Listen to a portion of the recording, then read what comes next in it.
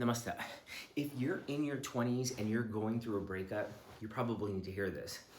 When you go through a breakup and you feel like somebody's done you wrong, like there's a girl that you're dating who does not get back to you, they used to text you in a certain way and now they're not. You know how sometimes when you get texts with exclamation points or emojis, they feel warm, but all of a sudden they're not anymore, and then there's no particular reason.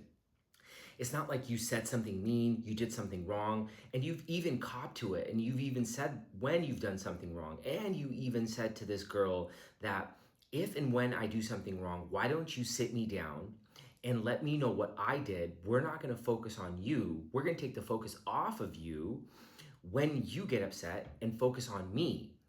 Likewise, we'll do that for you when I get upset.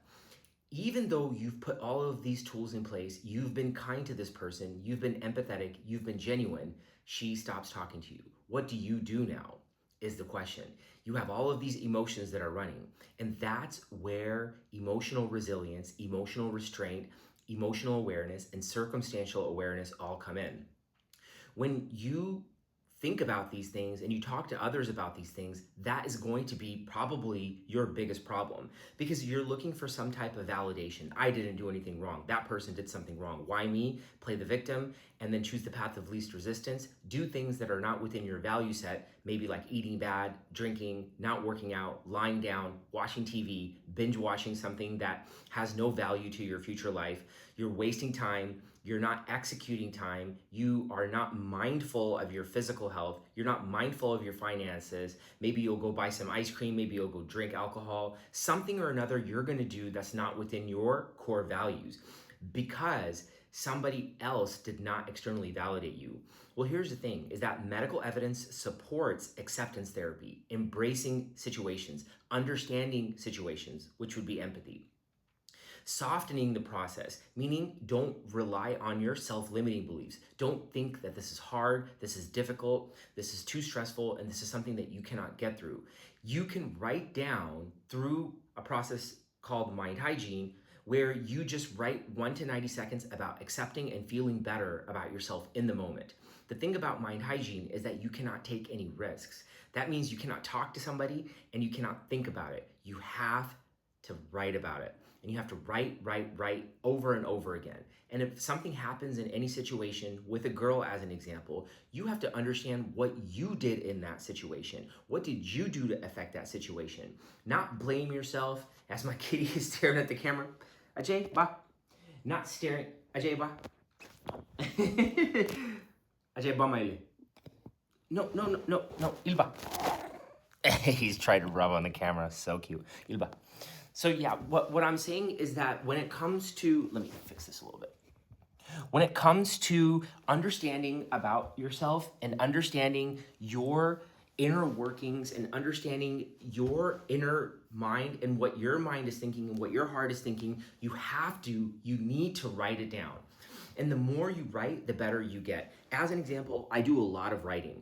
But right now, as I'm going through something that's difficult in my life, as I thought that I didn't do anything wrong in a relationship with a girl, I am now also sitting down and meditating more.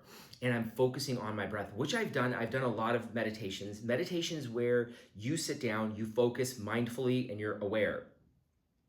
It doesn't necessarily have to be you sitting down, breathing. I did this for many years, but I don't want to go back to the person that I was before. Overweight, drinking, smoking, gambling, talking bad about people, blaming others, and talking to the people that agree with me when I blame somebody else. I do not need that in my life. So I'm trying to figure out other tools to put in place. A meditation for you could be walking in nature.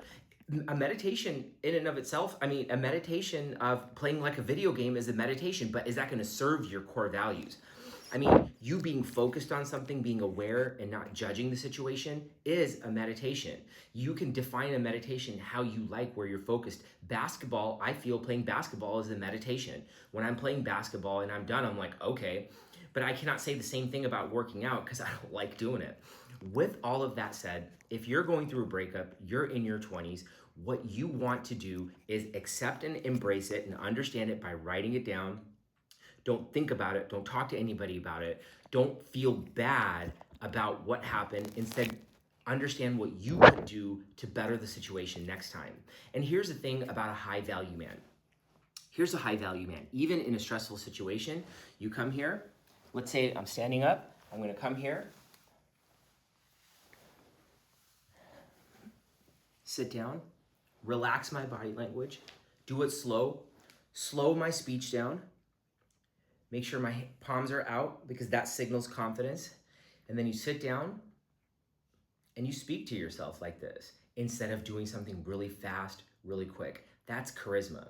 What about your spirituality? What about your mindfulness? What about your physical health? If you're the type of person who has all of these aligned, you work out, you take care of yourself, you don't eat bad, you don't blame anybody, you will be the prize. You will be the person that people seek out. You'll be the person that people like. Sometimes when things happen in your life, it's not because somebody did something wrong to you. It's because your creator, whatever that looks like to you, God, the Lord, your Savior, nature, it could be anything that is a higher power, something that's greater than yourself, some type of mission.